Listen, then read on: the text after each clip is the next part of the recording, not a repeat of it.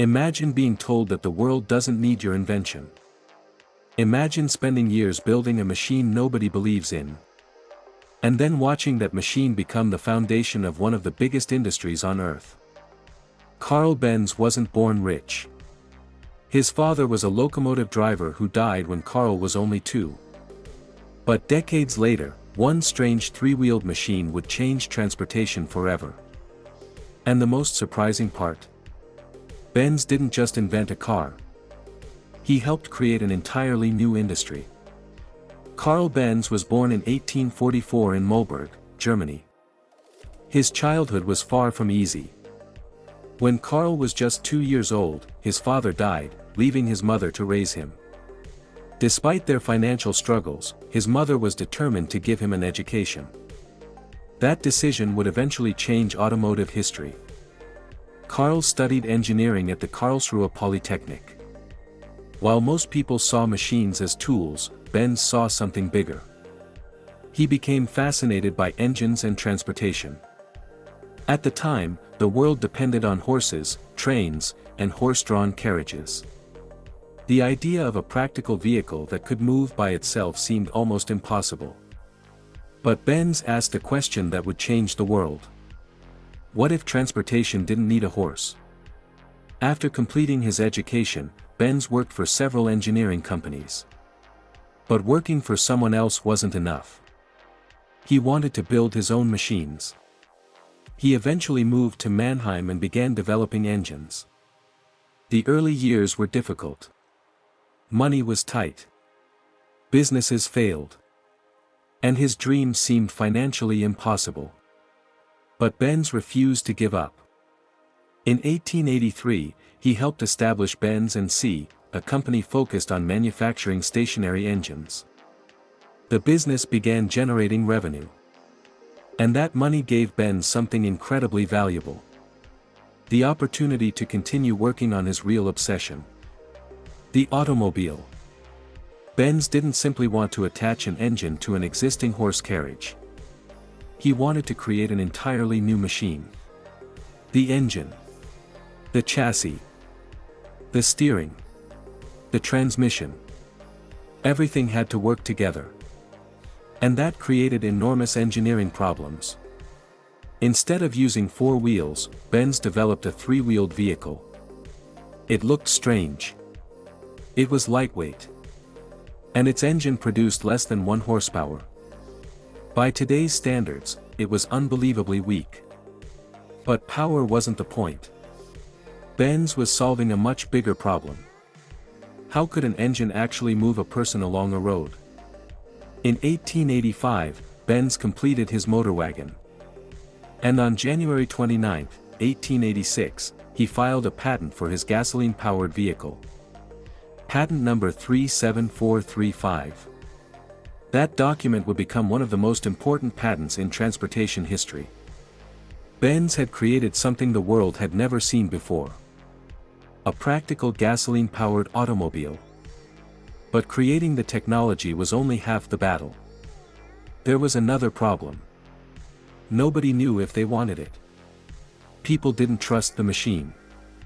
There were no gas stations. No modern roads. No automotive infrastructure. And no reason for ordinary people to believe that this strange machine was better than a horse. Benz had invented the product. But he still had to convince the market. And then, in 1888, something happened that changed everything. His wife, Bertha Benz, decided to prove the automobile could actually work. Without telling her husband, Bertha took one of Benz's motorwagens and began a long-distance journey with her 2 sons. She traveled from Mannheim to Pforzheim, covering roughly 180 kilometers round trip. There were no highways. No GPS. No roadside assistance. And certainly no mechanic waiting for her when something went wrong. And things did go wrong. The vehicle needed repairs. Bertha improvised. She found solutions using whatever resources were available. But the most important thing wasn't the journey itself. It was what the journey proved. The automobile could actually transport people over a long distance. It wasn't just an experiment in a workshop anymore. It was a real transportation machine. And the journey generated attention and publicity for Benz's invention. Bertha had done something every entrepreneur eventually has to do. She demonstrated the product in the real world. Because great technology doesn't automatically create a great business.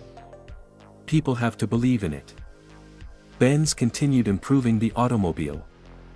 In 1893, he introduced the Victoria, which solved important steering problems. Then came the Benz Velo. It became one of the early mass-produced automobiles, with around 1,200 eventually built.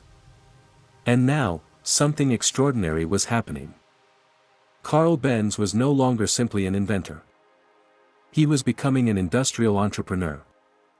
By 1890, Benz and C had become one of Germany's largest engine manufacturers. And by the beginning of the 20th century, the company had grown into a major automobile manufacturer. Think about the transformation. A boy who lost his father at 2. A young engineer with limited resources. A businessman who struggled financially. A man building a machine most people didn't understand. And eventually, an entrepreneur helping create an entirely new industry. But Karl Benz's story isn't really about a three-wheeled car. It's about taking a risk on a future that doesn't exist yet. Benz had to solve engineering problems, financial problems, manufacturing problems, and perhaps the hardest problem of all: human skepticism. And that's why his story still matters to entrepreneurs today. Every major technological revolution begins with a period when the future looks ridiculous. The automobile looked ridiculous. The airplane looked ridiculous. The personal computer looked unnecessary. The internet looked strange. And the smartphone once looked excessive. The entrepreneurs who change industries don't always ask, "Does everyone understand this?" They ask, "What happens if I'm right?" Karl Benz continued developing automobiles throughout his career. By 1900, Benz and C had become one of the world's leading automobile manufacturers.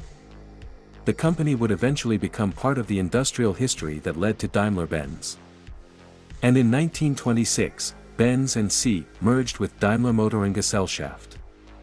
The invention that began as one engineer's risky experiment had become part of a global automotive empire. Today, the automobile is far more than a machine. It supports enormous industries: fuel, insurance, manufacturing, logistics, road construction, financing, repair, parts, and millions of jobs around the world. All of this became possible because someone believed transportation could work without a horse. Karl Benz didn't start with billions of dollars. He didn't have a giant corporation behind him. He didn't have modern computers, advanced factories, or sophisticated technology. He had an engineering education, a difficult childhood, a risky idea, and an obsession with making that idea work. The lesson isn't that every crazy idea becomes a billion-dollar business. It doesn't. The real lesson is much more powerful. If you can solve a problem people don't yet believe can be solved, you may not be entering an existing market. You may be creating the next one. Karl Benz didn't just build a machine. He helped build the automobile industry. And that's why the story of the car doesn't begin with a massive factory. It begins with one engineer who refused to believe that the horse had to remain the future.